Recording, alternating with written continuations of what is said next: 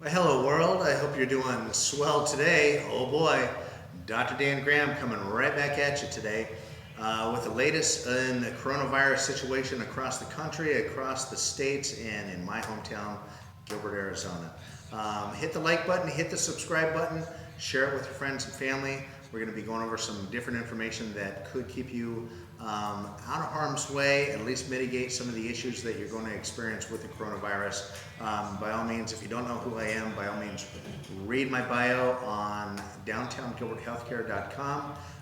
Reach out to my Facebook, my Twitter, or my Instagram page. I'm going to be posting something that's very important up there right after you watch this video, and that is the CDC's 10-page weekly report that just hit about a minute ago, and it goes through the different trends, the different what hospitals are seeing, the different age groups that are getting affected, the mortality rates, who's getting hit the hardest. So you want to get on those social media pages and download that, show your family, share it with your friends, share it with your family, share it with your neighbors, so you can try and help yourself through this whole fight and process. Now, the CDC, their latest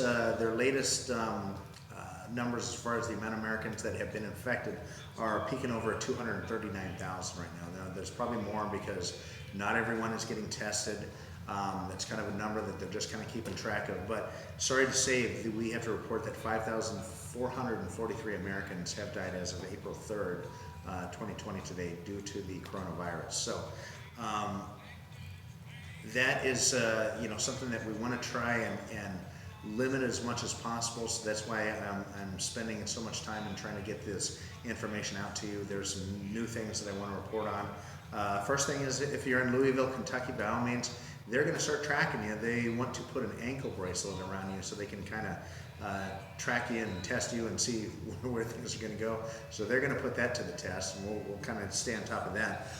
Second thing is that one of the new symptoms of the coronavirus that they're reporting that you have to go to the ER is that if you have confusion. So if you're treating someone with coronavirus and they're getting more confused, you're confused, by all means, what that can mean is that there's swelling on the brain, which can cause permanent brain damage. So what you have to do is you got to get to the ER. They're doing their best in order to really try and help as many patients as possible. I'm going to report in a little bit about what all of my patients that are doctors and friends on the front line, what they're reporting to me. I reached out to them. One thing that you might not know is I did like 15 years of radio shows here on 3 stations, and with 5 hospitals, doctors from all walks of life there. And so yesterday I reached out to them and said, hey, Dr. Dan needs to know so I can get it out to my patients. We don't need some grandstanding news station saying sky's fallen or someone that's playing this down. I want to know from the guys that are on the front line, so we're going to report that at the very end of this show today. So the next thing is that New Orleans is reporting that we're seeing a 2 times higher death rate there, and it's due to 4 things that are affecting your health and your immune system. So if you are obese, if you have diabetes, if you have heart disease, if you have kidney disease, what they're reporting out of New Orleans is that you are having a harder time in fighting the coronavirus off. So if you have those 4 things, then you want to make sure that you're taking steps in order to try and boost your system up as much as possible, try and avoid and social distance yourself, try and protect yourself as much as possible. What you can do with that is that you can sleep more, trying to get more rest. That's when your body recovers and recuperates. You're going to find out here in a second. I'm going to go over a kind of a gross story, but you need to drink more water. Your body is trying to flush that virus out, sneezing, coughing in, and other ways that I'm going to go over. But you need to drink more water.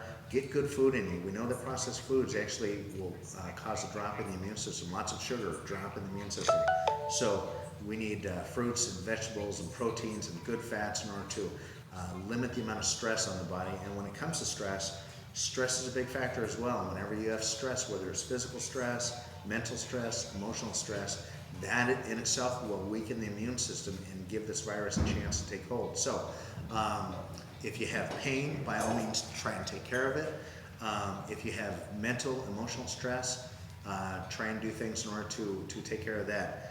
Get some fresh air, take a long walk, moderate exercise, not too much exercise, because we know that anytime when you exercise too much, that will drop the immune system down. Get some endorphins flowing, get some laughs among the family, share some memes, watch some funny videos, but try and stay ahead of what's kind of coming. So now the gross story that I want to go over is that the University of Hong Kong, who first reported in 2007, in which I posted their first bit of research back in 2007 that warned us that the coronavirus can mutate out of bats and infect humans, and that's where we're at today. So what they reported is that they think they've discovered another way of transmitting the coronavirus, and that's through a toilet plume. And what that is that anytime when you use the bathroom and you flush the toilet, whatever you just did in that toilet aerosolizes up into the air with little tiny water particles, water droplets. And they're saying that virus can be carried in those little droplets. Now, for every toilet flush, how many droplets? 80,000 droplets.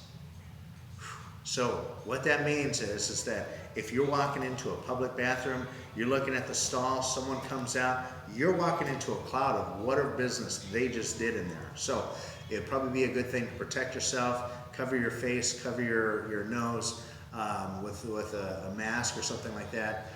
Just like you would if you were in very crowded places, but try and protect yourself. Probably not going to hurt you, probably going to help you. But if you're at home, what they also reported was just by closing the toilet seat and then flushing it, cut down on 80% of the droplets that hit the air. So you're going to help protect your friends and family and loved ones that are in your home just by doing that simple thing.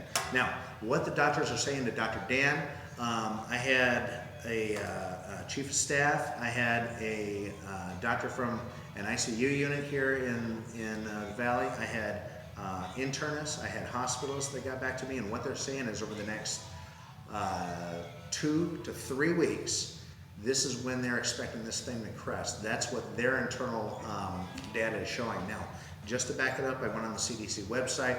They're saying that come April 27th, that's when they expect the peak to hit Arizona. So April, we're not out of it. We're just starting it. We're heading into the fight of our life, literally. So you can do things, like we've gone over, and please like and subscribe and come back, because as soon as I get more information, I'm going to share it with everyone. But what they are saying is that everyone is at risk here in Arizona. So by all means, they're doing everything they can in order to mitigate. But I've had patients that said, Dan, we've already lost patients. We have plenty of patients that are intubated in the hospital fighting for their life. So what we want to try and do is not add to it. Take some steps ahead of the game in order to get yourself as strong as possible. So the cards have been dealt. It's time to play out the hand. Take it from a know-it-all who tries to know it all, just because I want my patients and my friends and family just stay as healthy as possible. So that's why I reach out to all the good doctors and stay abreast of the research so I can relate it to you in a simple fashion. Dr. Dan Graham, God bless.